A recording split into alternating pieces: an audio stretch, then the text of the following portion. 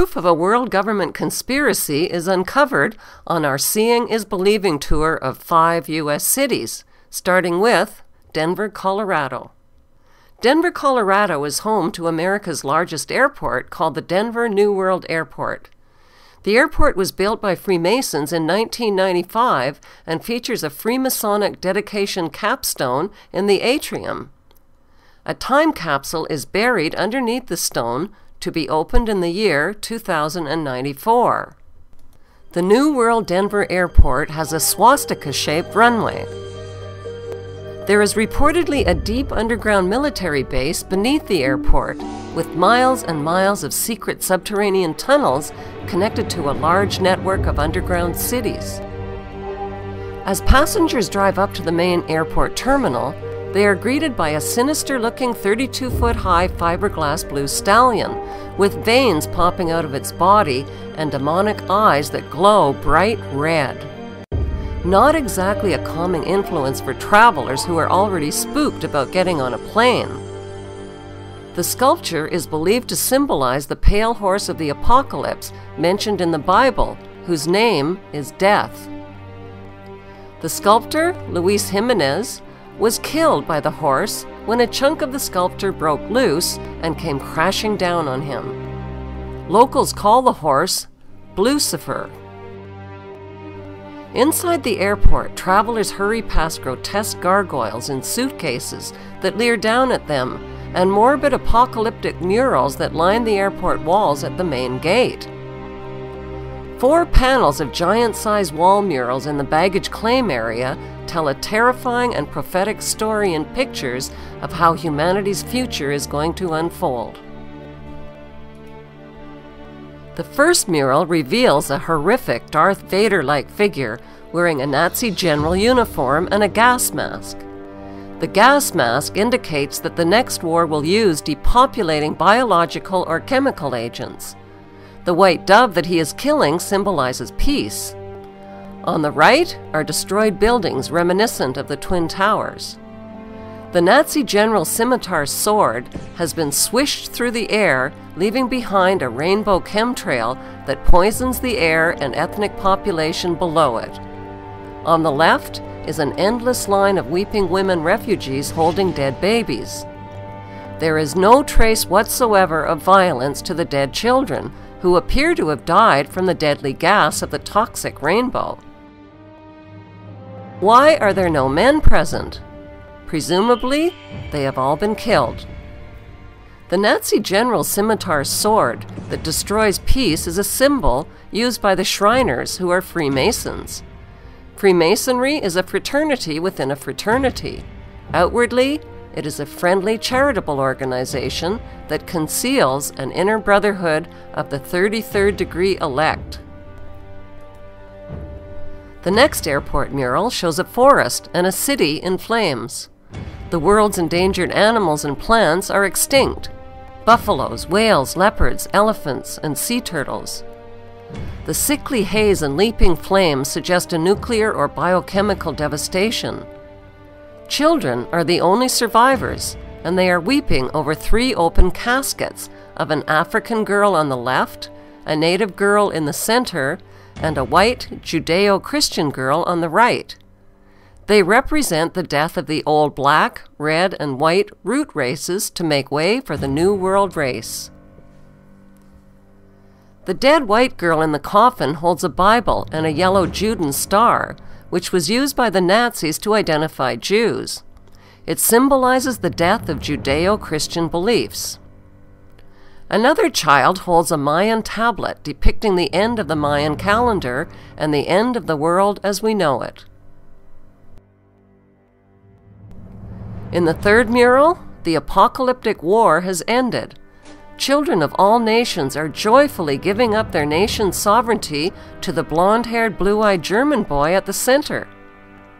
They are all turning over their weapons wrapped in their country's national flag to the German boy.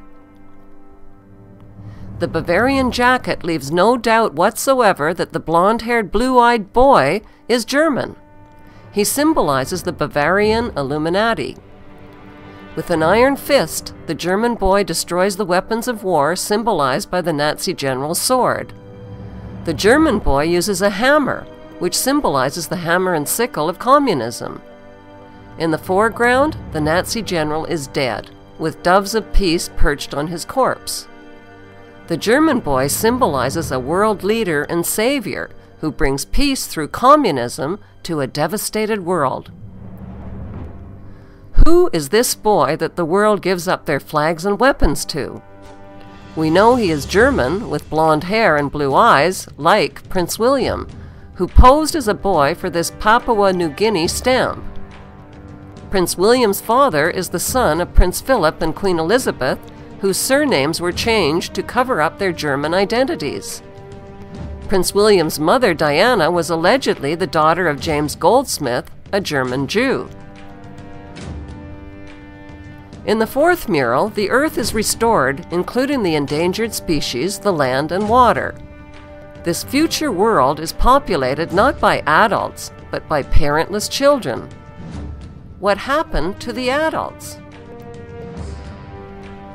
The children are in a dance line that is led by the Scottish boy, who symbolizes Scottish Rite Freemasonry. Also, on the far left is an African woman carrying a snake banner. The parentless children of the world are celebrating the New World religion as they gather around and touch the light of Lucifer, who appears as a genetically engineered plant. The plant is a floral version of the colorful bird known as the Quetzalcoatl, or feathered serpent. It is symbolically inseparable from the morning star and Lucifer. The main theme of the Denver New World Airport murals is an apocalypse, with massive depopulation, extinction of species, the death of Judeo-Christian beliefs, and the birth of one world government, one world ruler, and one world religion. The next stop on our Seeing is Believing tour is Charlotte, North Carolina, where the headquarters of America's largest bank is located, the Bank of America. Here, we find more eerie, bone-chilling paintings describing the apocalyptic story of humanity's future in pictures. 3 prophetic frescoes are prominently displayed in the Bank of America's main lobby.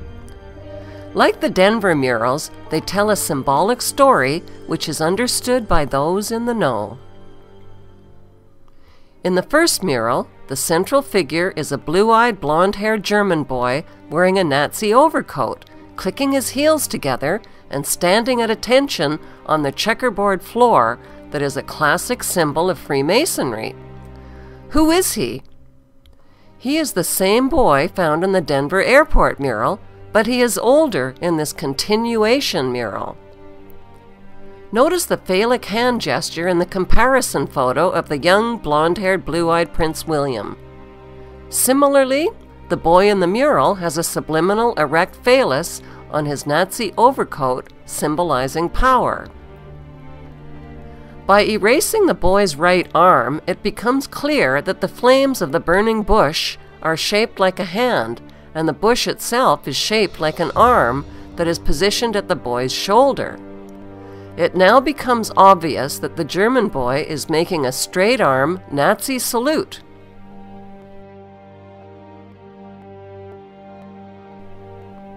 Prince William's Knight of the Garter crest is a gold lion. The image of the gold lion is subliminally embedded into the blonde hair of the German boy in the mural.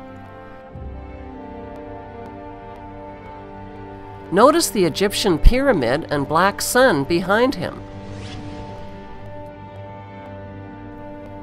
The second fresco in the Bank of America's lobby is an apocalyptic concentration camp where resistors are incarcerated. In the background, industrial burning suggests a crematorium. The back and side wall are strung with barbed wire. Hazmat Marines carrying rifles are seen in the crowd with their Nazi gold eagle and flags. Notice the person wearing the white hazard protection gear. The hazard protection gear symbolizes a pandemic, biochemical, or nuclear warfare.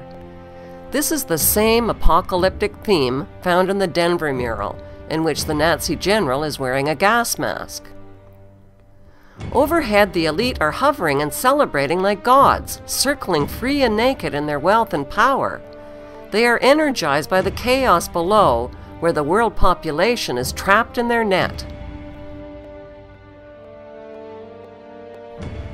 All races and creeds are caught in the net of riots and protests, including a Catholic bishop, a nun, and a handcuffed man.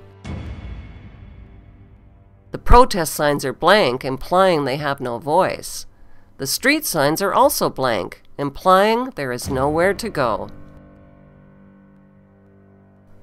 The last fresco has a mission accomplished theme. It illustrates the post-apocalyptic rebuilding era that creates order out of chaos. The red dragon in human form is etched into the hillside at the top of the fresco. He sleeps peacefully while the miners serve him. These miners are a reminder of the internationally televised Chilean mine disaster and rescue in 2010. 33 miners were rescued in a ceremonial raising of the phoenix. The ritual was an announcement to 33rd degree Masons that Lucifer is rising. The date of the rescue ritual was October 13, 2010, which is 13-10-10. 13-10-10 adds up to 33. Where did the Chilean president travel to the day after the rescue ritual? Buckingham Palace. He personally delivered a mine rock to the Queen that had been raised from the mine as a symbol of the risen phoenix. His president has met the Queen at London's Buckingham Palace. I brought a gift for you. This is a piece of rock that was brought by a miner. Sebastian Pinera presented the monarch with a souvenir from the San Jose mine, where 33 of his countrymen were trapped for 69 days. Mr. Pinera, who was given 33 bottles of real ale by David Cameron, said the rock was brought up by the second miner to be rescued. The prophetic murals that are featured at America's largest airport and America's largest bank express a New World Order agenda that is hidden in plain sight. The giant images on display for all to see are designed to be understood only by a few. The commissioned murals share common themes: an apocalypse, a New World Order, and a central figure who is a blonde-haired, blue-eyed German.